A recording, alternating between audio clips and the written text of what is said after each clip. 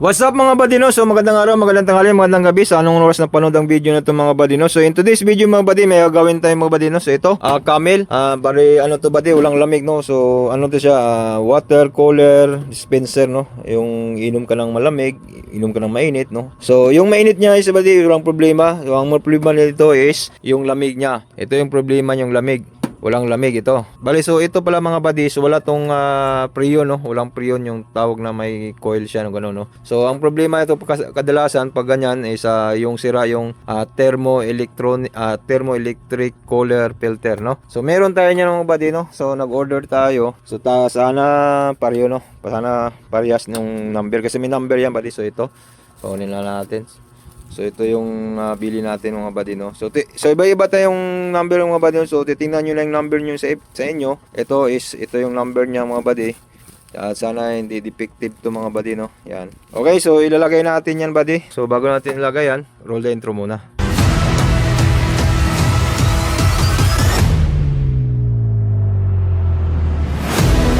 Okay buddy, so ito yung likuran niya buddy, tinalikod ko lang buddy kasi dito tayo magto-troubleshoot bubuksan natin to. Okay, so ano lang tayo mga buddy, tawag dito, wala kasi tayong cameraman, so tripod lang natin to. So yan buddy, bubuksan natin mga buddy, no.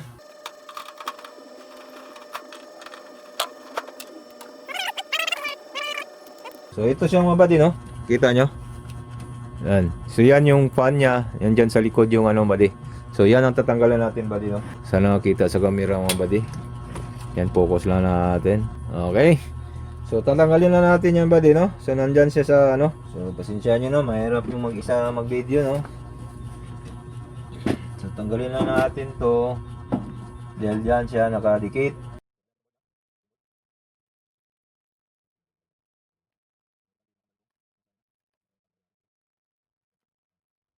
So ito yung tanggalin natin mga buddy, no. Kita ba sa camera? Hindi ko kasi maano Yan ang tanggalin natin, no. Nandiyan siya nakadikit sa likod nito heatsink. Okay. So yan buddy, tanggalan natin buddy, no. Yan lang. So ito siya mga buddy. Yan. Ito yung papalitan natin, no. Thermoelectric cooler filter. Yan ito. Okay. So kunin natin yung nabili natin. Ang parehas ito. Ito yung nabili natin, no. Tingnan natin kung parehas yan mga buddy. Ito ang bull wrap pa, no.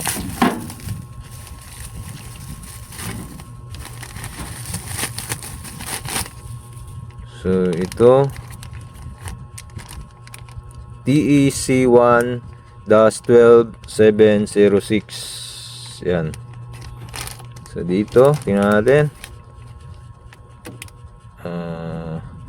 TC1-12706 parehas. Okay, parehas siya. So ang problema nito naman yung ano niya, sakit niya, no. Wala siyang sakit pero walang problema, putulin natin yan.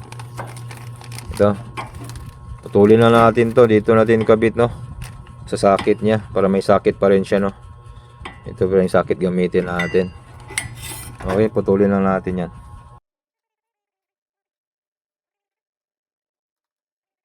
Yan, putol na natin. So ito na siya. Ito na yung ano natin buddy, papalitan. Tanggal na. So lalagyan pa natin itong thermal paste, no, yung bago. Okay, yung bagong kabit natin, lalagyan pa natin ng thermal paste. Di pwedeng walang thermal paste yan, no. Ayan.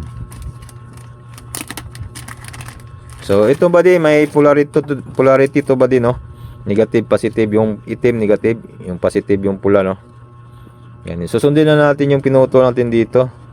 Ayan, dyan natin yung top. So yan buddy, nalagay na natin buddy, no. So lalagyan natin ng thermal paste yan dito. Okay, para sa heatsink, para dito sa heatsink, no. Lagyan natin thermal paste yan. Okay. Okay buddy, so ito yung thermal paste ilagay natin. Dapat may thermal paste kasi yan buddy, kasi init yan, no. Okay, lagyan natin thermal paste. Okay. Tapos i-scatter natin yan. Scatter lang natin yan.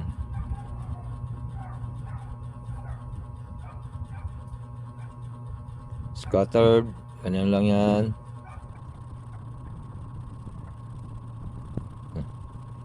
So yan, nalagyan na natin buddy. So ngayon, ilagay natin yung heatsink. Okay, ilagay na natin tong heatsink. So ganun. Okay, so lagay na natin muna.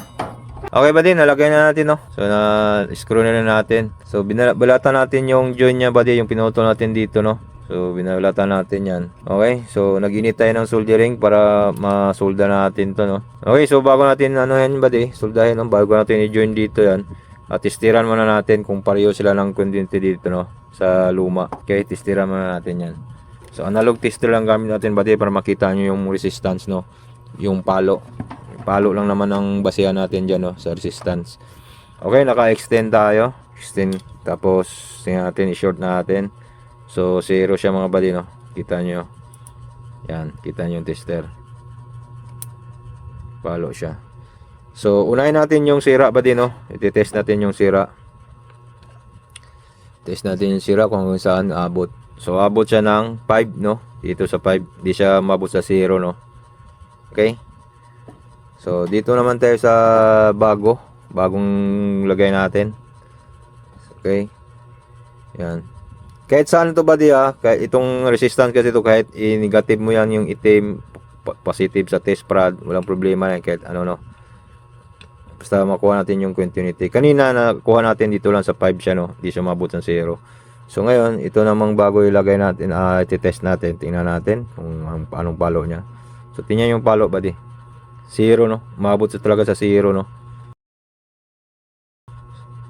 Okay, kahit baliktaran mo yan, ganun pa rin yan no. Baliktaran natin yung test prod at saka yung wire nya, itim na yan. Okay, itim yung wire, pula. So yan, baliktaran natin, lagyan natin. Ganyan yung bali, yung palo 0 di ba? Yan no, lampas sa 0 pa ngayon di ba? Yung tester natin, kita ba? Yan. Okay, so magkaiba talaga ang readings no. So ito mahina na yung resistance niya. So ito, try natin ulit. Tingnan natin yung luma. Tingnan nyo. Tingnan nyo yung tester, di ba? Hindi talaga pumalo hanggang 0 no. Oh. May resistance siya kaso wala na oh. Weak na yung resistance niya mga buddy. Kita nyo. Hanggang dito na lang yung resistance niya. Hindi na siya hanggang dito lang, hindi na siya pumalo dito. Okay, so sira talaga ba din? Yun ang ano talaga, malalaman natin, ma-identify natin na sira yung ganito. Wala na, may na yung resistance niya. Okay, so isusolda na natin yung ano, itong pinutol natin. So bago natin ano yan buddy, lalagyan natin ng syncrable tube yan para maganda yung gawa natin, perfusional. Hindi ako gumagamit ng electrical tape no. Unprofessional yon. Ito lang gamit natin ngayon buddy, mga high tech na tayo, mga bago ng ano natin ngayon. Ganito na. Okay. So mayroon pa rin gumagamit ng mga electrical no. So ganoon pa gusto nila yon, wala tayong magawa. Hindi natin pwedeng pagbawalan yun. Tapos lagyan natin ng syncable tube yan. Hindi natin lagyan ng syncable tube, di ba? So ito, pwede na to. Ito kalaki no. So ipasok na natin yan diyan ganyan buddy. Putulin na natin to kasi mahaba to. Yan. Okay. Tapos lagyan natin yan ganyan. Hindi pa rin electrical tape lagyan natin. Ito pa rin. Okay. Pag mali ito, hanap din ng malaki. Pag hindi kasya no. Sa tingin ko parang kasya na. Yan, kasya naman eh. Yan. So initin na natin yan. Kuha natin ng lighter no. Nagdirilyo kasi tayo yan. Ganyan na yan. Tapos yung isa naman, ganun din. Yan din siya. Tapos diba? Wala nang ano, electrical tape. Mas maganda to, diba? Okay, so ano, testing na natin to. Lagyan muna natin ng pan yan. Tapos testing na natin. Time lapse natin para mabilis.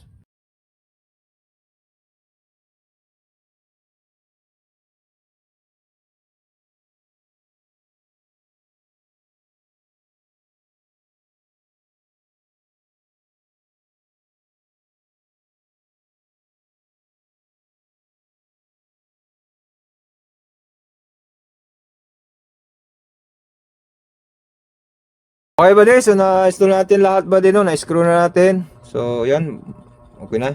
So iti-testing na natin ba din? Saksak na natin to. Doon natin magte-testing sa ano, sa lamig, no? Ito may switch kasi yan, dalawang switch yan ba din. Hot at saka cold. So yun na natin yung cold, yung hot, i-off natin yung hot, yung cold lang yung on natin. Okay, so titingnan natin. Nalaman natin yan ba di, no? Pag lalamig yan siya ba di, init yung buga niya. At saka yung heatsink niya dito, iinit, no? Yung heatsink, yung pinakita ko sa inyo kanina, heatsink yun. Ito, sa gilid. Pag iinit yan, so ibig sabihin, okay siya. At yung buga ng fan niya, may fan yan no? Yung buga ng fan niya, pagkapain mo yan, init yung mararamdaman mo. So ibig sabihin, gumagana na siya, lumalamig na yan. Okay, so titest natin ngayon. Ipa-plug in na natin ba dito? Kunin na natin yung plug niya.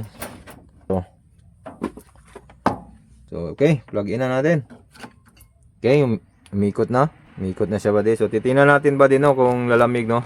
Init yung buga niya. Yan, umikot na yan, no? Baba ko lang yung tripod. So malamig pa siya, kasi bago pa yan Malamig pa siya. Okay, yung switch naman dito ba di? Yan, no? Naka-on yung green. Yan, yung ano, red naka-off. Okay, so ibig sabihin, ang ano niyan is lamig lang. Kasi mainit, ang yung init, walang problema yun ba di? Walang problema init. So ito lang yung ano natin. So malamig pa siya. Tingnan natin dito kung... At saka malalaman mo yung board buddy pag umikot to, yung fan. So okay yung board niya, hindi sira. A few moments later. So yan buddy, mainit na buddy, oh. Mainit na yung buga, no. So nasa mga 20 minutes, no. Mainit. Mainit na, oh. At saka yung heatsink niya dito buddy. Ito heatsink, mainit na rin. Itong heatsink niya. Oh, mainit na. So yan, mainit na yung buga niya. So malamig na yan pag ganyan. Sure yan. So takpan muna natin to, tapos kukuha tayo ng tubig doon, no. Oh. May tubig naman yan naka-stock. Kaso takpan muna natin dito yan. Okay, so takpan na natin mga buddy, no. Yan. Naka ano yan siya sa cold buddy, no. Umilaw na yung cold niya. So malamig na yan siya buddy, oh. Basa pa tayo dito. Yan. So malamig na siya kasi pag uminit kasi yung sa likod buddy, sure na yan lalamig na siya. So ganun lang buddy, no. Ang pag-aayos ng ganyan pag walang lamig, so simple lang. Yung sira, no. So i-check niyo muna yung resistance, no, kung wala ng resistance. Pag mayroon pa resistance, dagdagan yung thermal paste lang siguro, no. Okay, so ganun lang mga buddy. So thank you so much for watching. Kung nakatulong yung video natin mga buddy, no, so please subscribe and click the notification bell para updated tayo sa ating next video. So thank you so much, ingat palagi, God bless, peace yo, bye bye.